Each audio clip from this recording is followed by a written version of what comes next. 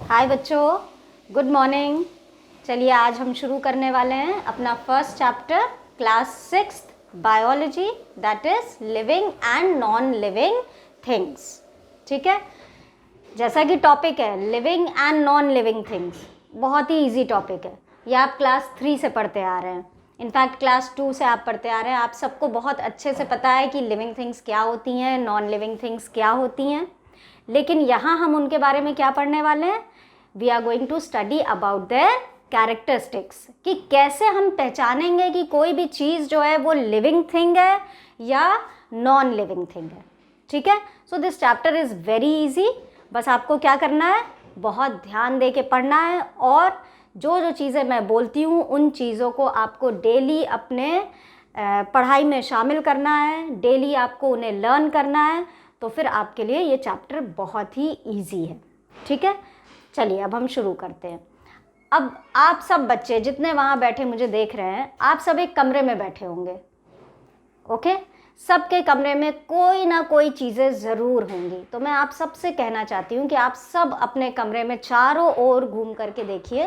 Keep sitting where you are sitting. मैं ये नहीं कह रही दौड़ लगा लो कमरे में चारों ओर, मम्मी भी सोचेंगी पता नहीं क्या हुआ, बच्चे को अचानक मोबाइल उठा के दौड़ने लगा। No, you have to sit at your place and just see around क्या क्या रखा है आपके चारों ओर। ठीक है, सो आई होप जो रूम मैं यहाँ दिखा रही हूँ इससे मिलता जुलता रूम आपके कमरे में होगा। ठीक है, so you might be having a chair in your room where you are sitting, you might be having a bed also, एक बेड होगा, एक टेबल होगी, स्टडी टेबल आपके सामने। ठीक है, एक आपके सामने ढेर सारी बुक्स रखी होंगी टेबल पे, हो सकता है एक फ्लावरिंग प्लांट रखा हो टेबल पे, छोटा सा बैम्बू वाला जो आजकल गुड लक के लिए लगाते हैं सब, ओके, वो रखा हो। और हो सकता है आपके बगल में एक पेट बैठा हो आपका, एक छोटा सा डॉग बैठा हो प्यारा सा, या हो सकता है एक छोटा सा पैरट हो आपके रूम में। ओके, एक क्लॉक होगी। So you can see all these things in your room. ठीक है, नाउ अगर हम आपसे कहें कि आप इसे क्लासीफाई करिए लिविंग थिंग्स में और नॉन लिविंग थिंग्स में, तो आई नो आप सारे बच्चे इतने केपेबल हैं कि आप इसे लिविंग और नॉन लिविंग थिंग्स में अलग अलग बांट लेंगे, क्लासीफाई कर लेंगे। ठीक है, by classification I mean to say कि आपको बताना है कौन सी चीज़ें लिविंग थिंग है और कौन सी चीज़ें नॉन लिविंग थिंग्स हैं। ठीक है, तो obviously the table is a non living thing, chair non-living, then bed is also non-living, books are non-living things, the fan in your room is a non-living thing. Now if I say that, tell me some of the living things present in your room. क्या चीज़ें ऐसी हैं जिनमें जान है? by living we mean to say किसमें जान है। तो क्या मिलेगा आपको वहाँ पे? पेट आपका बैठा हुआ है, डॉग आपका, या पैरेट या cat which is having life in it, जिसके अंदर जान है। और फिर आप खुद वहाँ बैठे हो जिसके अंदर जान है। ठीक है, so these are some of the examples of living things. ठीक है, इसी तरह ये तो था एक रूम के अंदर की सराउंडिंग जो आपके कमरे के अंदर है जहाँ आप बैठे हुए हैं। अब अगर आप रूम के बाहर जाते हो, supposing you go in a forest, हम आपको अब एक जंगल में लेके चलते हैं। ठीक है, अब हम आपसे पूछते हैं कि वहाँ पे क्या क्या लिविंग थिंग्स हैं और क्या क्या नॉन लिविंग थिंग्स हैं, या जो भी चीज़ें आप अपने अगल बगल देखते हैं उनके नाम बताइए। तो मोस्ट ऑफ यू क्या कहेंगे? व्हाट वुड यू से? You will say that, ma'am, I can see a forest, I can see trees over there in the forest. Then some animals you will see there like tiger, lion, then some of the beetles, mosquitoes, some of the insects will be there, spider, all these you will see there. Okay, then you will see some monkeys over there jumping from one tree to another, एक पेड़ से दूसरे पेड़ कूद रहे हैं, खेल रहे हैं। फिर आप वहाँ पे देखेंगे soil, you will see soil over there. उस सॉइल में क्या है? अलग अलग तरह के सब्सटेंसेस प्रेजेंट हैं। ठीक है, फिर आपको वहाँ पे पेड़ दिखेंगे। तो मैं आपसे फिर वही बात पूछूंगी कि इसमें लिविंग थिंग्स कौन सी हैं और नॉन लिविंग थिंग्स कौन से हैं। तो obviously the insects, the animals, the trees and you yourself, because you are also there in the forest, ये सब चीज़ें क्या हैं? लिविंग थिंग्स हैं। जबकि नॉन लिविंग थिंग्स क्या है वहाँ पे? Soil. Soil is a non living thing, उसके अंदर कोई जान नहीं है। ठीक है, उसके अंदर प्रेजेंट सब्सटेंसेस जो हैं वो नॉन लिविंग है। तो हमने देखा कि जब हम एक कमरे में थे तो वहाँ पे दो तरह के सब्सटेंसेस थे और वो भी बहुत डिफरेंट थे। ठीक है, जब हम बाहर निकले, फॉरेस्ट गए, तो फॉरेस्ट में भी हमने देखा दो तरह की चीज़ें थी, लिविंग, नॉन लिविंग। तो हम जहाँ भी जाते हैं हम देखते हैं कि वहाँ पे कुछ चीज़ें लिविंग थिंग होती हैं और कुछ चीज़ें नॉन लिविंग थिंग्स होती हैं, ठीक है। तो इस चैप्टर में हम इसी के बारे में पढ़ने वाले हैं। फाइन। अब इससे स्टार्ट करने के पहले मैं आपको पहले बता देना चाहती हूँ कि what is science. Study of the living, non living things, the substances and the phenomena. अलग अलग तरह के जो हम लोग के अगल बगल फेनोमेनाज होते रहते हैं, उन सब की स्टडी को हम एक साथ पढ़ते हैं as one subject, that is science, ठीक है। और साइंस जो है वो डिवाइडेड है 3 मेन ब्रांचेस में, which you can see over here. 3 main branches में ये डिवाइडेड है, ठीक है।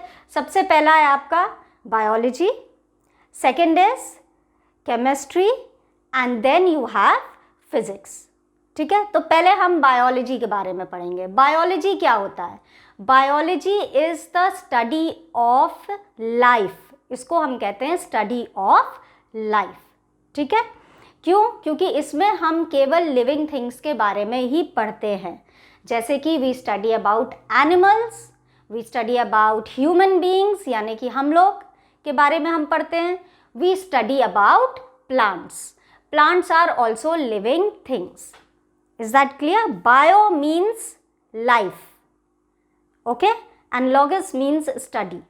So we study about life in biology. It is also known as science of life. Biology को हम क्या कहते हैं और दूसरा नाम हम क्या देते हैं बायोलॉजी को? Science of life. Is that clear? तो बायो में हम पढ़ते हैं सारी लिविंग थिंग्स के बारे में, यानी कि लाइफ के बारे में। Second is chemistry. केमिस्ट्री में हम पढ़ते हैं सारे केमिकल्स के बारे में, अलग अलग तरह के केमिकल्स, चाहे वो सॉल्ट हो, चाहे वो शुगर हो, चाहे वो एसिड हो, चाहे वो कोई तरह का बेस हो, उन सब के बारे में हम पढ़ते हैं केमिस्ट्री में, ठीक है। तो केमिस्ट्री हम कह सकते हैं it is the study of substances, different type of substances, अलग अलग रसायनों के बारे में हम पढ़ते हैं, केमिकल्स के बारे में हम पढ़ते हैं, ठीक है। तो केमिस्ट्री में हम केमिकल्स के बारे में पढ़ेंगे। नेक्स्ट आता है फिजिक्स।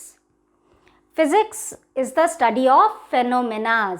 फेनोमेनाज के बारे में हम पढ़ेंगे, यानी हमारे अगल बगल जो भी गतिविधियाँ हो रही हैं, जो भी एक्टिविटीज़ हो रही हैं, वो किस फेनोमेना से हो रही हैं, कौन सी टेक्निक उसमें यूज़ हो रही है, या कौन से टेक्निक से वो चीज़ हमारे बगल में हो रही है, हाउ इट इज़ हैपनिंग, वो हम पढ़ेंगे फिजिक्स में।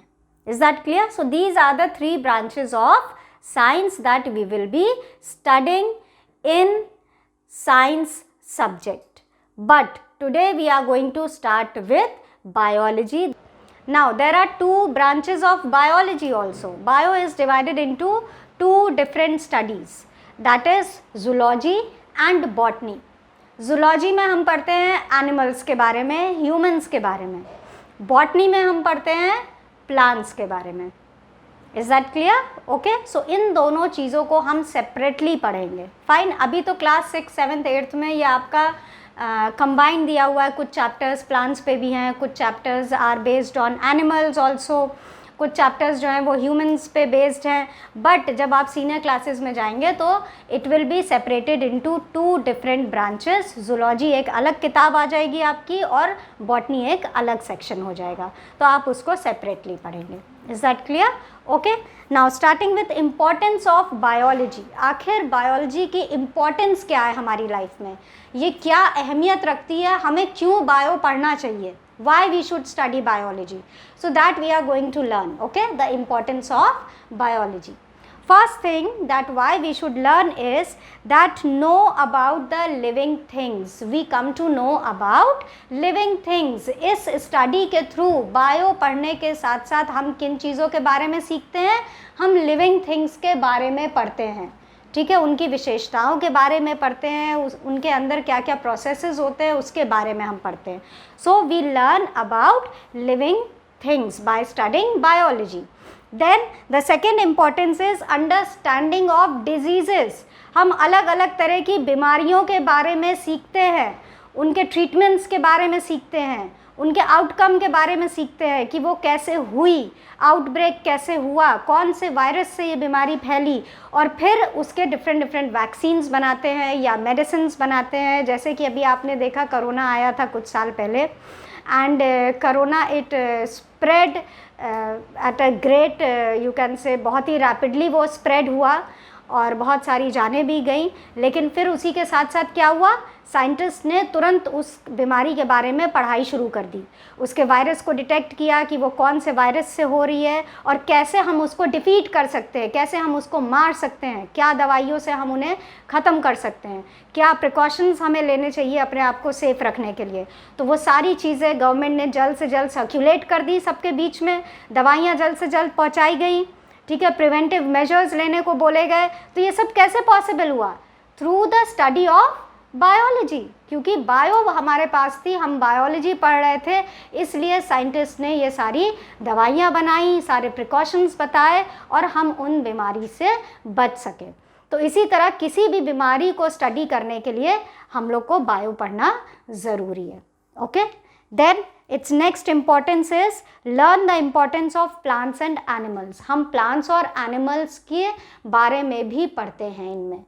जब हम बायो पढ़ेंगे तो ही हम प्लांट्स और एनिमल्स के बारे में पढ़ पाएंगे, उनके प्रोसेसेस के बारे में सीख पाएंगे, उनके कैरेक्टरिस्टिक्स के बारे में सीख पाएंगे, उनका बिहेवियर जान पाएंगे कि कैसे वो बिहेव करते हैं। Fine, then next is grow better food crops. अब ये एक बहुत ही अहम हिस्सा है इंडिया का, दैट इज़ फार्मिंग, एग्रीकल्चर। ठीक है, बहुत बड़ा रेवेन्यू हमारे इंडिया में आता है एग्रीकल्चर से। तो agriculture is one of the important field in India और हमारे यहाँ ज़्यादा से ज़्यादा लोग फार्मिंग करते हैं।